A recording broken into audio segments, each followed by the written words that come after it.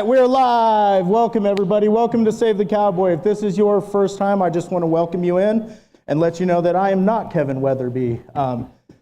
This week, Kevin is practicing what the Kansas City Chiefs have coined as load management. So he's taken the week off and has entrusted me to preach on a chapter of Job, which I'm very excited about. Before we start, let's go to God in prayer real quick.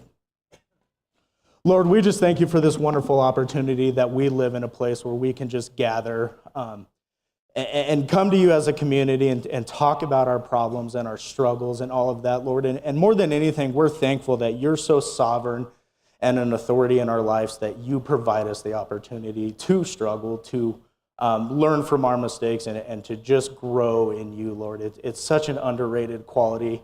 I pray today that you just speak the correct words for me, that there's people that need to hear what needs to be said today, Lord, and that you just deliver it in an unmatched way, like you always do, Lord. Thank you so much for just all the love and grace and the wonderful qualities that we get as Christians, that we get to follow you and learn from you and just become better disciples, Lord, because of the examples like Job and others in the Bible that you have given us.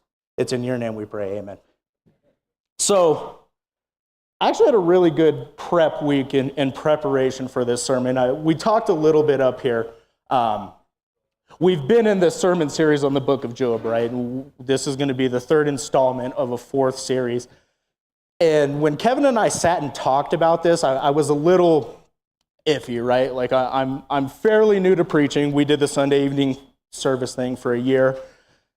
And never once have I ever touched on the book of Job. So when Kevin and I talked about this series, and we sit and talk about most of the content that he wants to do, he tries to get everybody's opinion, whether this is a good idea, get a good pulse on it, whatever. And he let me know that he was going to take a week off and asked if I was interested in preaching this series. That's kind of your first reaction, right?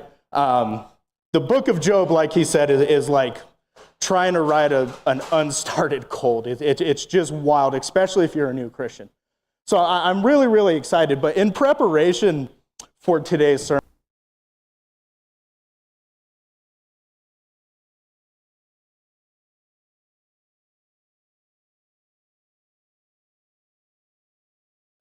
since it happened, as a teenager, I don't know, I was probably 13 or 14, I went to live with another family that wasn't the family I grew up in, and it was actually a real blessing for me. It was a period in my life where I was struggling. Things weren't going well at school. Things weren't going well at home. So there was these family friends that were in our life who invited me to come live with them, and what I was really excited about was I was going to get to go to a high school that had a better football team, right? So I was going to get to play football, and it ended up being a really good thing because it provided some structure in my life. I'd, to that point, never really had like accountability. I got to do whatever I want. Didn't have a lot of those great things, and this family provided that. But I, in preparation for this, I was thinking one night about a crazy story that happened when they first invited me into their house. So to set the picture, right, I'm living with these family friends. They have a son my age. We were probably in the 8th grade, maybe 14 at the oldest. And they had a son my age, which is why I knew them and our family knew them. And then they had 2 younger kids, probably a daughter that was about 5, maybe 6, or a son that was about 5, maybe 6, and a daughter who was like 8 or 9 at the time. So the parents of the household tell us, like, hey, we're going out tonight with some friends. We need you guys to babysit the kids. Not exactly what a teenager wants to be doing on a Friday night, but again, all the great things that they provided, sure, we'll oblige to that. So we're babysitting their kids, which is just a terrible idea. Like, we were not even ready for that. You couldn't have asked me to babysit a goldfish at that time. So we're babysitting their kids, and we're sitting there watching a show on MTV. And I'm not going to say the name of the show on MTV, but most of, at least probably the guys in here are going to know what it is. It's this show where these gentlemen, if you want to call them that, do really goofy things that like hurt themselves or just funny things to get laughs out of people, right? And they got really, really rich doing that. So, as I always say now, like, idle hands are the devil's playground. If you don't have a lot going on, usually, especially a 14-year-old boy is going to resort to doing something stupid. So I came up with this wonderful idea. There was a kennel sitting at the top of the stairs, and I said, you know what? I turned to my friend and said, dude, I just had the best idea. Now, those of you that are parents know that any statement by a 14-year-old boy that starts with, dude, I just had the best idea, is not a good idea, right? I said, what if you pack me into that kennel and you push me down the stairs? But here's the kicker. Record it on your phone and we'll put it on YouTube, right? So at that time, YouTube was brand new, and we were seeing stories of like guys playing video games and making $20 million a year. And so I'm like, dude, we can make a viral video and we're at least gonna make $100 off of this idea. So he looks at me, he's like, man, I don't know if that's a really good idea. Like, you could get hurt and there's this wall at the bottom of the stairs. And I'm like, stop, say no more. I've calculated all of this. What we'll do is we'll pack me into this kennel, and we'll put all the pillows from the couches in there to fill the void space in here. Like NASCAR does it, it'll keep me nice and safe and nothing bad ever happens with that, right? So I'll be padded in here, dude, and then if there's anything left over, we'll put the stairs or the pillows in front of the wall at the bottom of stairs. Those will stop me, we're good. He looks at me and is like, well, I didn't think about that since you calculated it. I trust you, buddy, let's do this.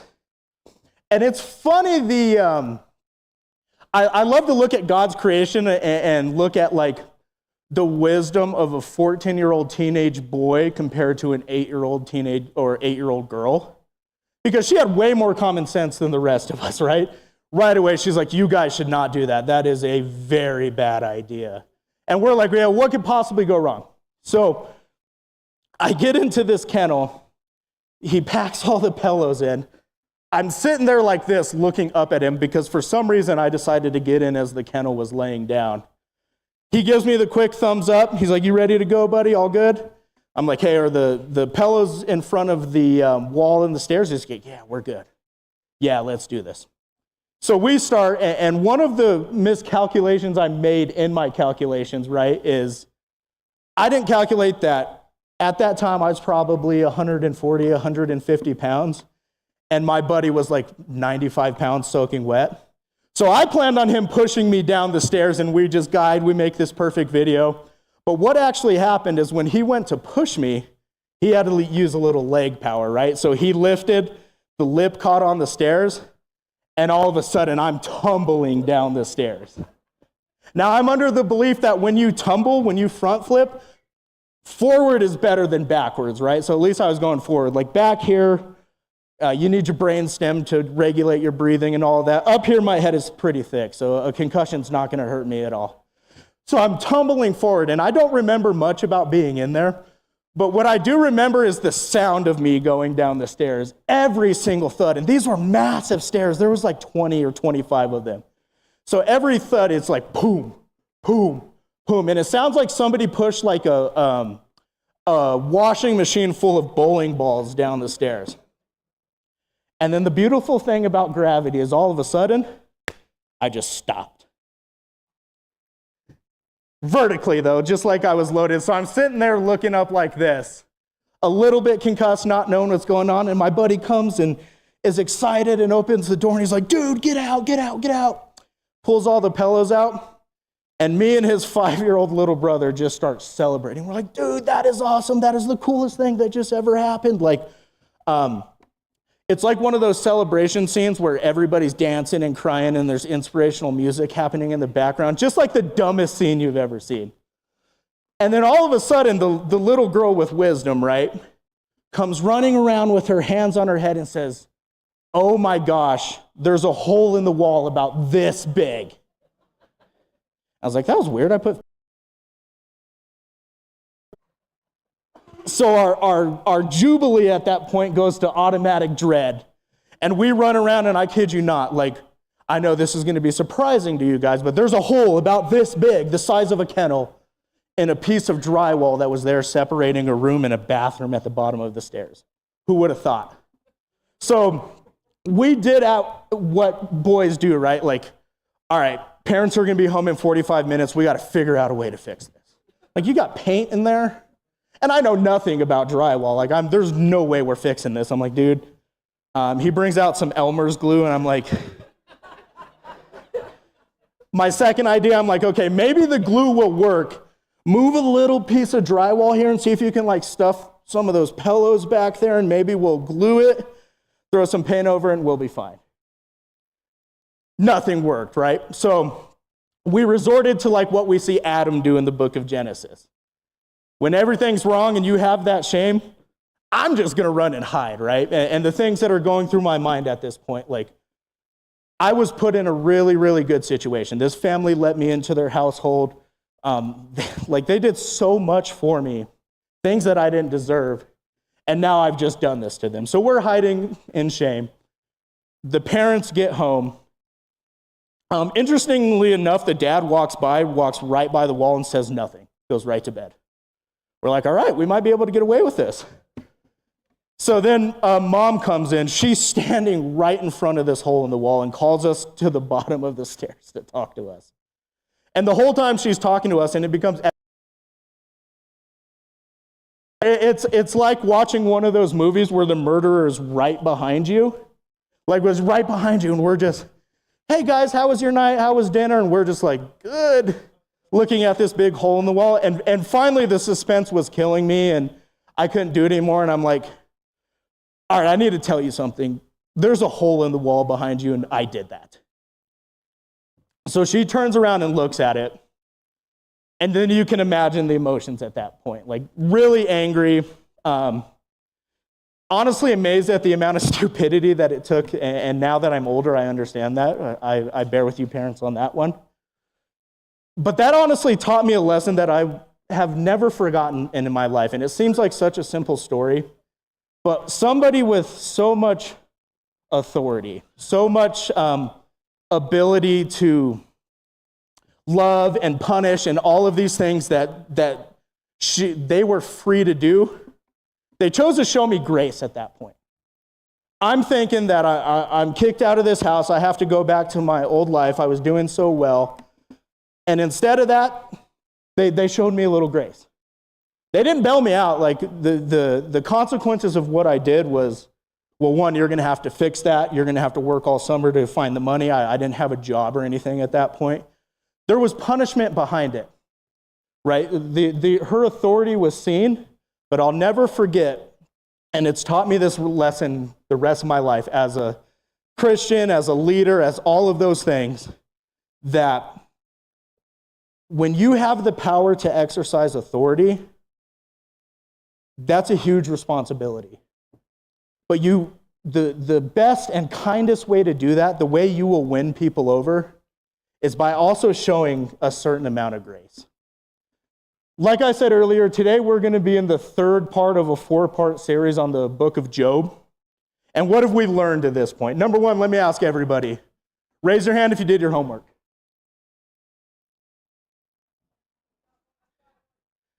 If you remember, we're in week 3, right? Week 1 and week 2, you guys had homework.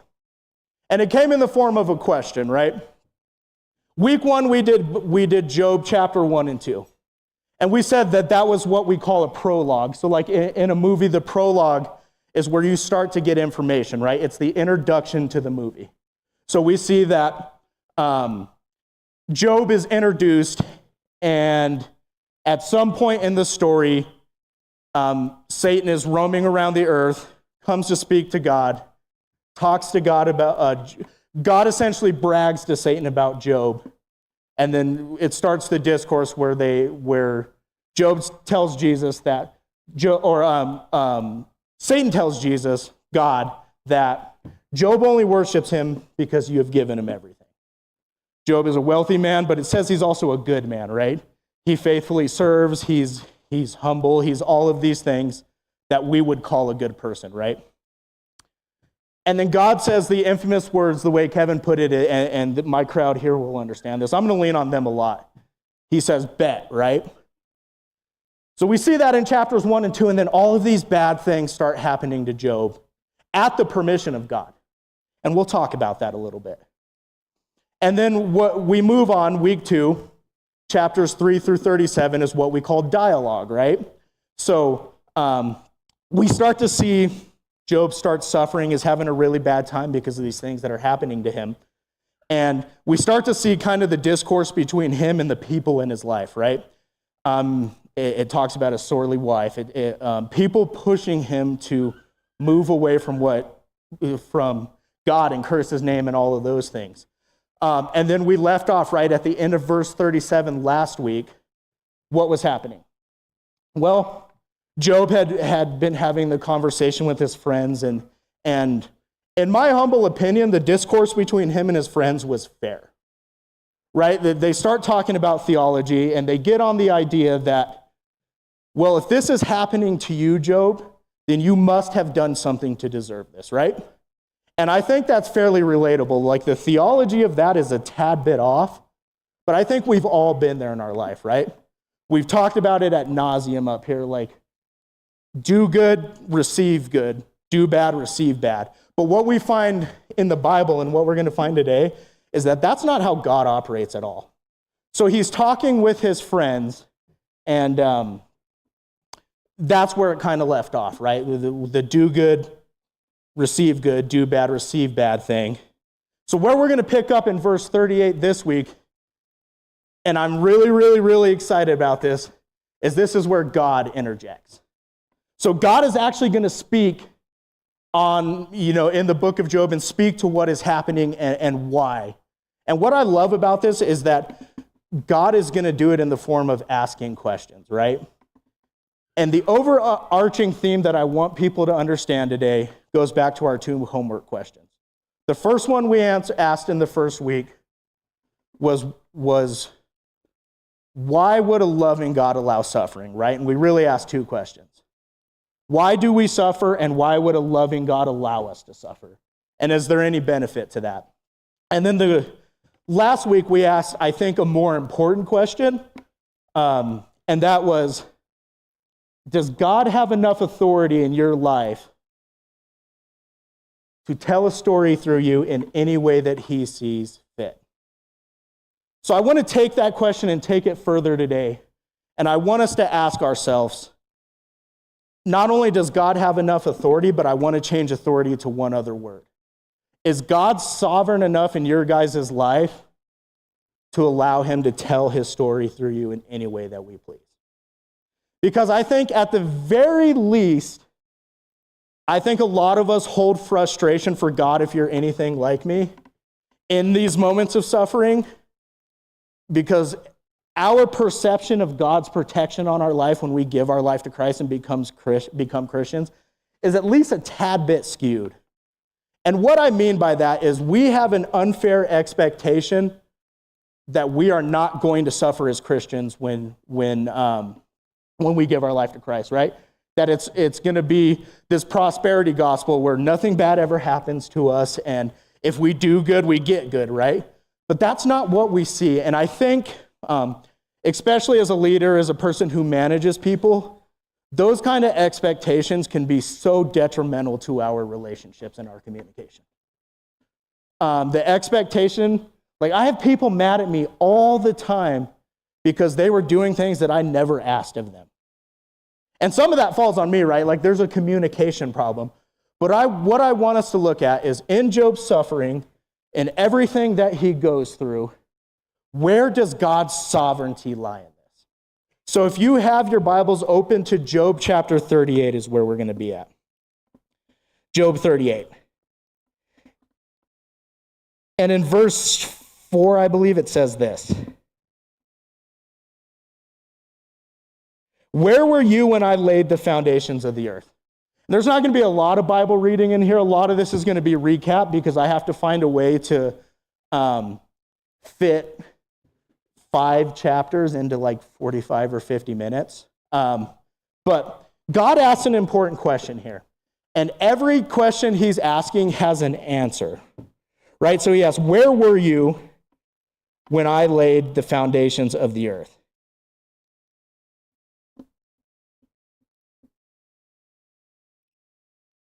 Does God have the right to tell his story through you? Is God sovereign enough in his life to tell his story through you? What I love about each one of these chapters, and I'll go back to that as I digress from my other point, is that each chapter, 39 or 38, 39, and then I'll group 40 and 41 in together. Each chapter, God is asking a question that points to a certain quality about him. So God repetitively asks Job questions like this through this chapter, and what he is asking speaks to what I just said. Do you believe that I am sovereign in your life? And he gives specific examples. Like, hey, I was sovereign enough to create the earth, and I'm sovereign enough to know how many hairs are on your head. What he is saying is what I like to call the 30,000-foot view perspective. I'm under the firm belief, and only because I've experienced this in my life, that a lot of our problems stem from the fact that our perspective is just a tad bit off. Like the most talented, well-tuned, great attitude people I know are that way not because that they don't face adversity, but because their perspective of things is just incredible. And I think that's the ultimate lesson that we're trying to learn here in Job. But I call it the 30,000 view perspective. We are such emotional people, and we're so in the moment type of people that we tend to fail to see the big picture. Like the big picture for us is an 8x10 snapshot of what exactly is happening in our lives at that moment.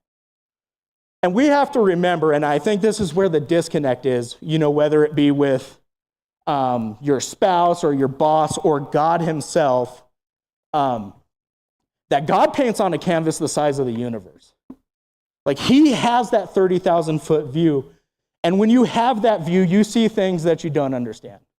What I always tell my employees or people that I talk to about this, we do a thing in the fire department called a size up on every call.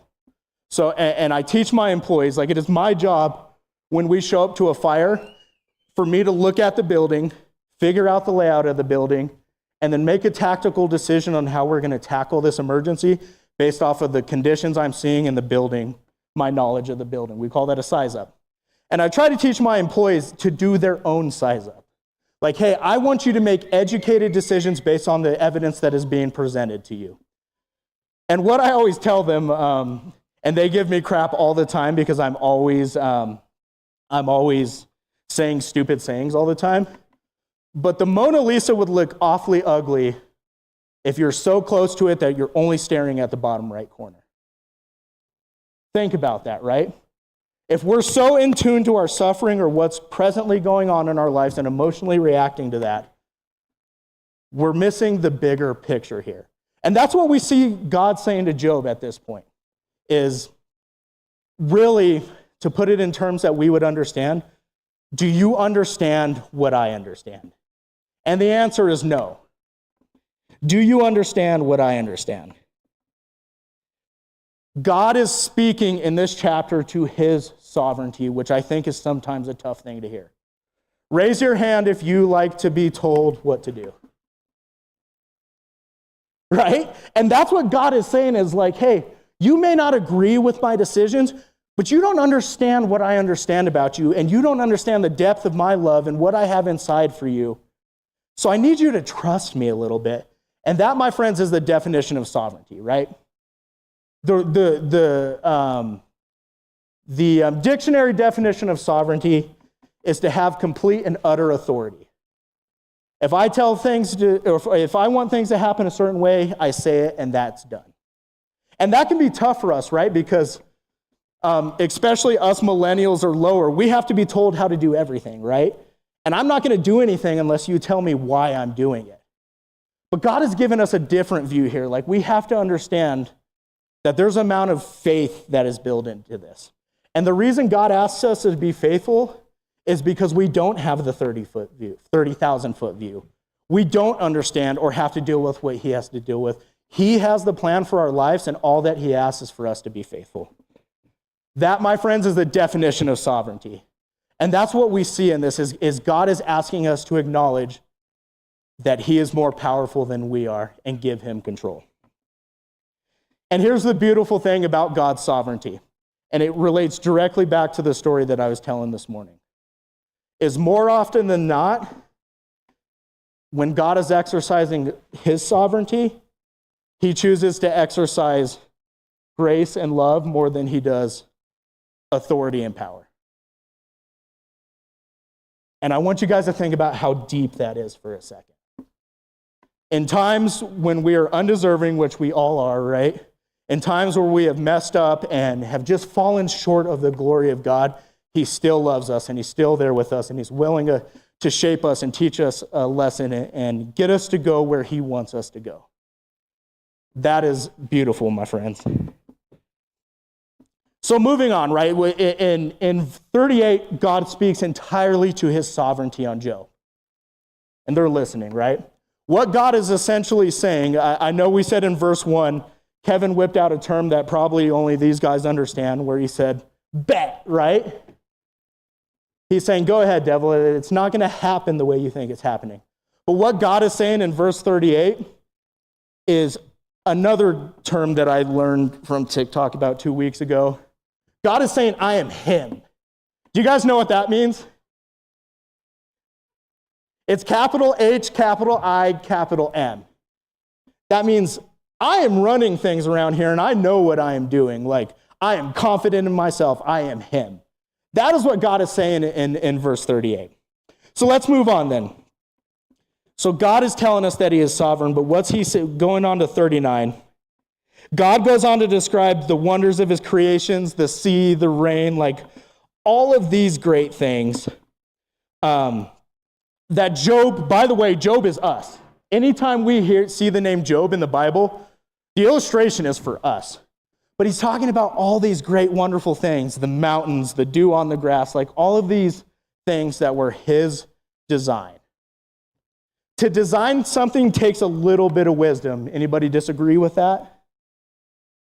What God is talking about, especially in verse 39, and it's about 50 verses of God asking the same question to point to the fact that God has wisdom that we can't comprehend. Right? If we have a sovereign God, that also implies that there's a little bit of wisdom with God. And that's what God is talking about here. And that's important because I talked about perspective earlier, right? Perspective is important, but perspective means nothing if we don't have the wisdom to shape it.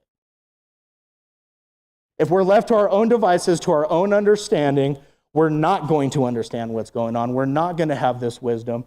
So when we see the suffering of Job, and it's really, really, really hard to answer that question as a pastor and whatever you want to call it, what I see is God allowing somebody to gain some wisdom. Maybe in an unconventional way to us that we don't understand, but how blessed are we that we get to learn a lesson from the creator of the universe. And every single question that God asks in 39, and it's question after question after question after question,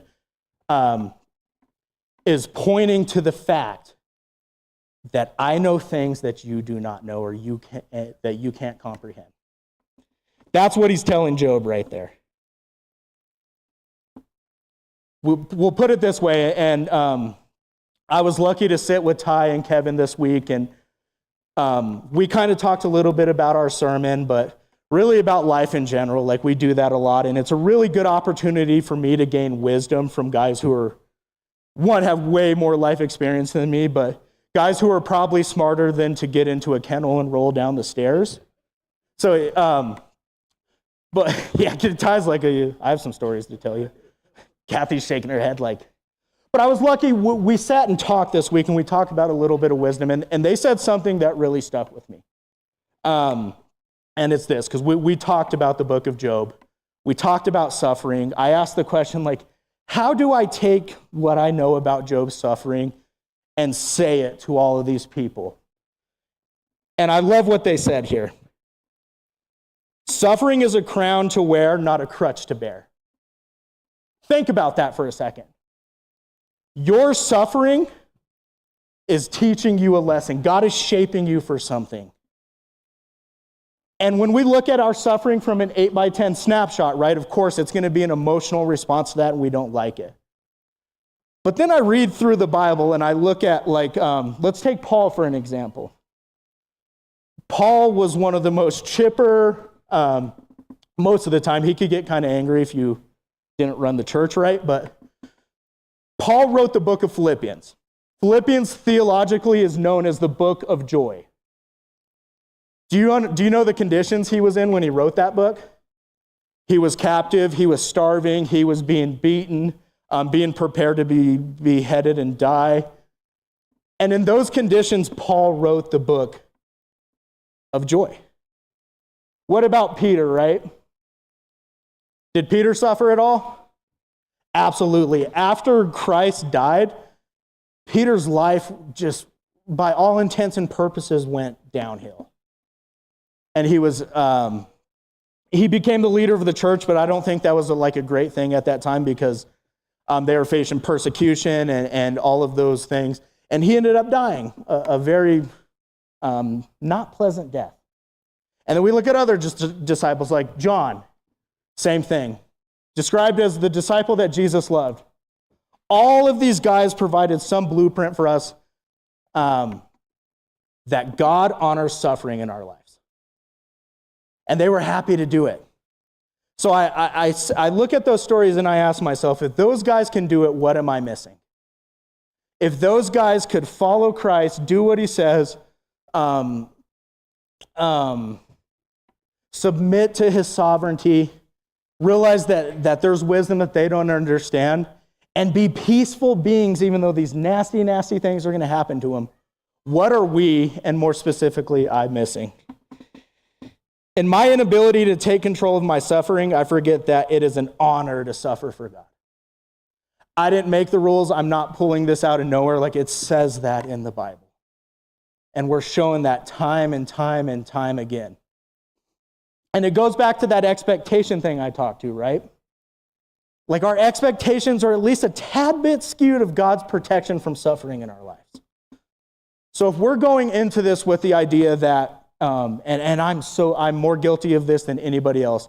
If we're going into this with the idea that now that I'm a Christian, bad things are never going to happen to me, and if they do, it's God's fault, we at the very least have a very unbiblical understanding of God's protection on our life.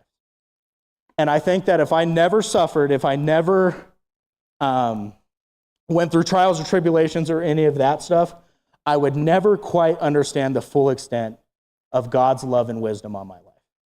And I would never grow into the man that God wants me to be. So we see that over and over and over again.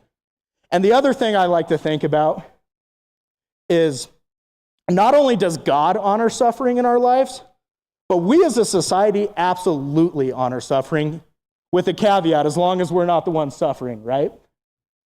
Think about it for a second. We watched the movie Superman, and he goes to save a woman on the tracks, gets ran over by a train, and dies. We honor that, don't we, right? We call that a hero. Or a soldier that comes over from overseas and was able to save a bunch of people but lost his leg in the process. We honor that. So we as a society honor it. God honors it, but for some reason, I don't like it, right? It doesn't sit well with me. That's where God's sovereignty and wisdom comes in. The sign of a real spiritually mature person.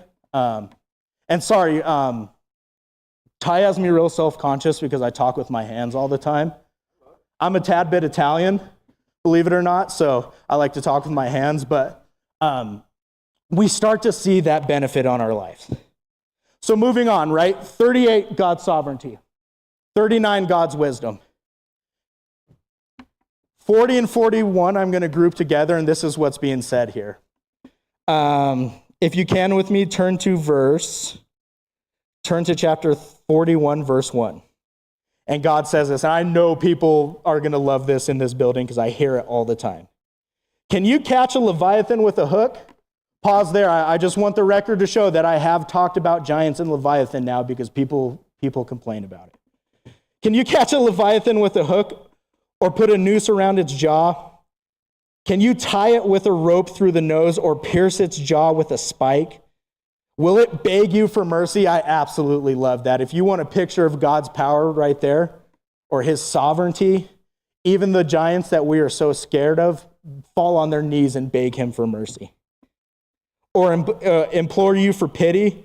Will it agree with you or work with you to be your slave for life? So in chapter 40 and 41, God talks about all these majestic things that really point to God's majesty. Giants that he has power over, mountains, like all of these mighty things that God has created with his own hands at the snap of a finger. He's not saying this as what my friends here would coin a flex, right? He's not trying to brag. What he's trying to do is to get Job, and by the way, we're all Job, right? To understand the vastness of his power, of his sovereignty, and of his wisdom. Of all the qualities of God, I think we neglect to recognize God's majesty more than anything else. I want you to picture this for a second. You're riding your horse.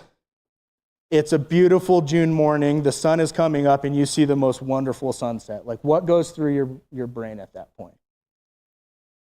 If you're anything like me, I struggle so much with being in the moment and trying to get my to-dos checked off and all of the busyness of life, that I fail to sit there and just rejoice that we have such a majestic God that gives us that beautiful view. And that's really, really important, and I want to give you guys some extra credit homework that if you haven't taken a moment to stop and look over there at that view that we drive every day and I don't even notice sometimes, and thank God that he is so majestic, and remind yourself that God loves you and you serve that God, do it. Like, more than anything, here in Colorado, we see God's majesty all the time.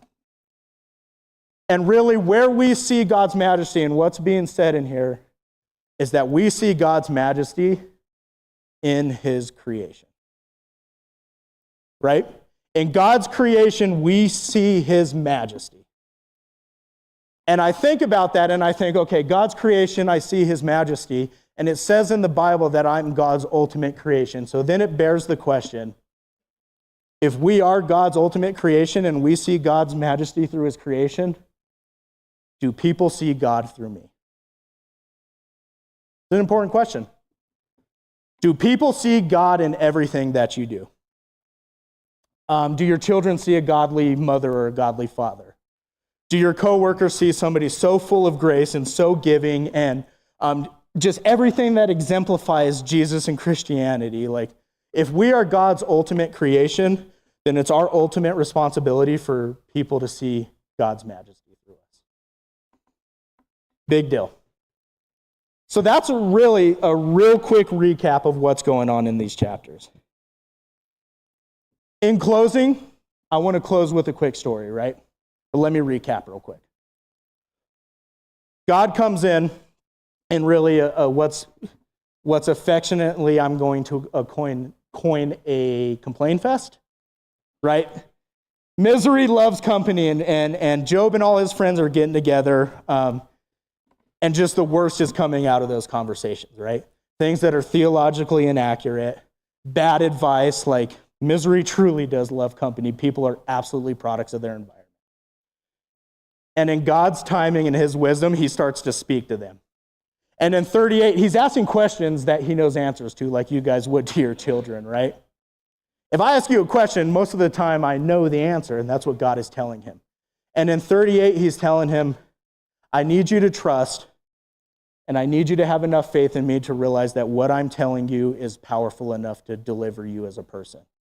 And in 39, he's talking about, I need you to trust and understand that what I'm telling you is coming from wisdom because I know everything. I'm a sovereign and authority in all things in your life.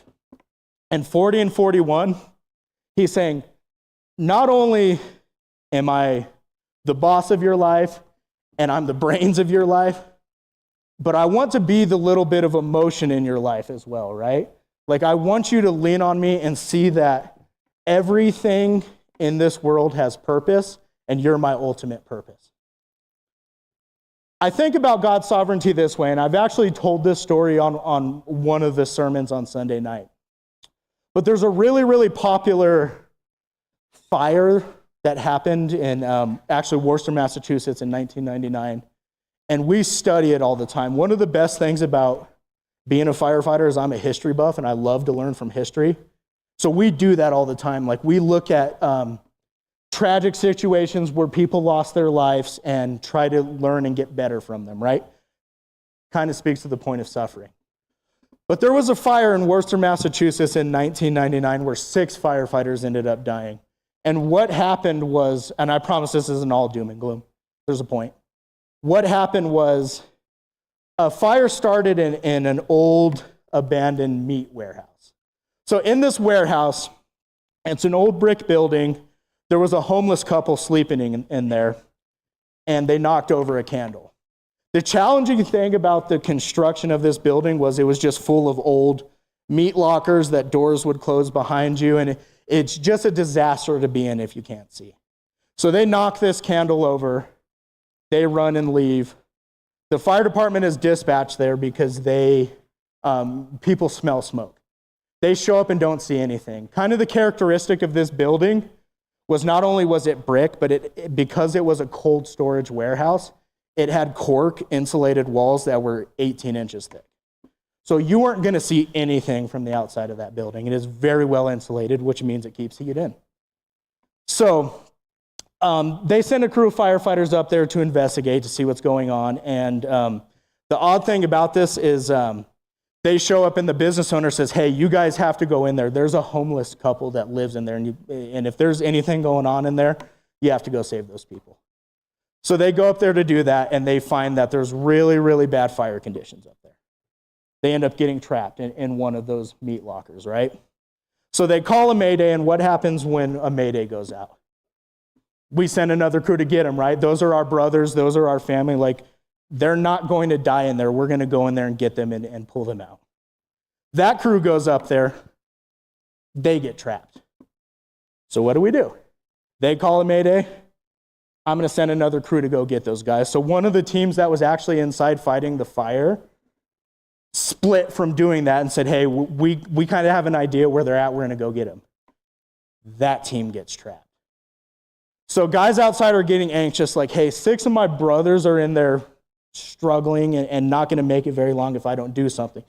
So guys are fighting to get in there. And I'll never forget, like I watched this on a documentary, the incident commander, the guy that sits in the SUV and does nothing. There's like 3 firefighters that laughed at that in here.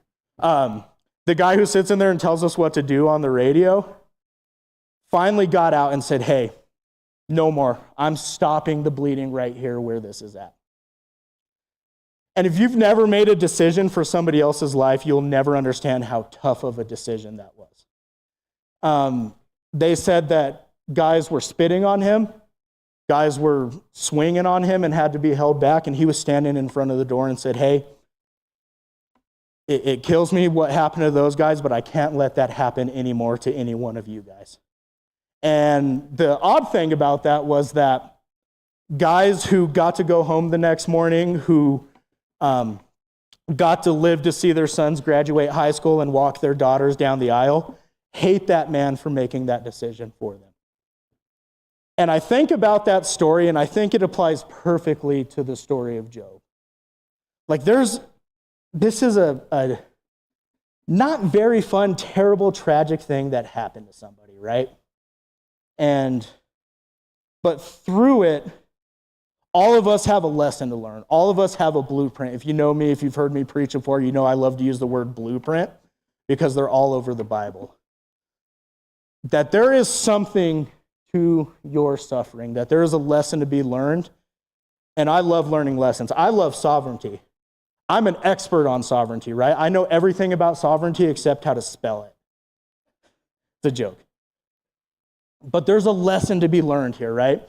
And I think what the overall lesson in the book of Job is, and especially the chapters that we just covered, is not that you're not going to suffer, or not that bad things aren't going to happen to you, or not that God allows bad things to happen to you because you're a bad person. But if you're willing to go through this and grow in character and learn, there's peace on the other side of your suffering. That's what we see with Paul and John and Peter and all of those people that I talked about. They didn't unlock a blueprint that stopped them from suffering. They unlocked a blueprint that said, you know what? I'm here temporarily on this earth to glorify God. And he's allowed to do that through me in any way that he pleases. And I think really, really, really that our biggest cheat code, the biggest comfort that we have as Christians is that no matter what happens to us, our promise isn't here, it's there, right? God prepares a house for us. If we're just willing to do what he asks and trust him and gain wisdom and learn and be gleefully obeying Christians, there's a peace that's offered through that. Anybody ever know like a Christian who was dying of an illness or anything like that? And you ever realize how much peace those people have found, right? It's the same theory. The only difference between them and me, Tyler Lowe, is that I emotionally react to those things, right? I take my circumstances and I blame God instead of figuring out what God is trying to tell me most times. But there is peace to what we do. And I love that more than anything in the book of Job. There's two things I love. One, the peace that you see time and time and time again that everybody finds in the Bible who's obedient to God. Doesn't mean bad things aren't going to happen. They're certainly going to happen to you. But your perspective leads you to peace. And then the other thing I love, and it's actually in chapters 1 and 2, and I told Kevin this was my favorite thing about the book of Job, that God is so sovereign that even the devil has to ask him for permission to do anything in your life. Think about it. I'm really guilty sometimes of thinking about God and Satan as even foes, like they're on the same level playing field. But if you read chapters 1 or chapters 2, every time that the devil wanted to do something to Job, he had to ask God for permission first. That's the sovereignty and the power and all of those great things that God holds in your life. Do our homework this week, right? Think about those questions. Why would a loving God allow bad things to happen to people? And I hope that question's starting to be answered for you guys. And our new question, right? Is God sovereign enough in your lives, in my life, that I trust him to tell a story through me that I have no control over? Let's go to God in prayer. Lord, I just thank you that you do know everything, Lord, that you guide me, and all that you ask is that me and everybody here is faithful to what you ask us to do, Lord. That you give us the strength to do that if we're willing, because it's so hard. It's so hard to let go of control of things, and it's so tough to be vulnerable and to realize that we don't have the answer to everything, Lord, but you show up in a big way in our lives. And you guide us, and I know personally, Lord, that you protect me from my own stupidity. And you guide me with your wisdom, not my own understanding. And it's just so wonderful, Lord, that you're willing to do that. As we go on, Lord, I pray that everybody in here, myself included, feels your majesty in everything that we do this week. That others see that through us, that we're willing to worship you, Lord, because you have the power to crush us, to destroy us, but you instead don't hold it against us, Lord, and you love us and you show us grace and mercy, Lord, and may we in turn just show that to everybody else. May people see your majesty, your grace, your love in everything that I do, Lord, and may that go to everybody in this room, that we'll serve you faithfully and we'll love you and we'll love others because that's what you've asked us to do, Lord, and we know that we're going to meet tough times, but thank you so much that every tough time we are ever going to meet, you will be right there with us, Lord, and that's where real peace is found. It's in your name we pray. Amen.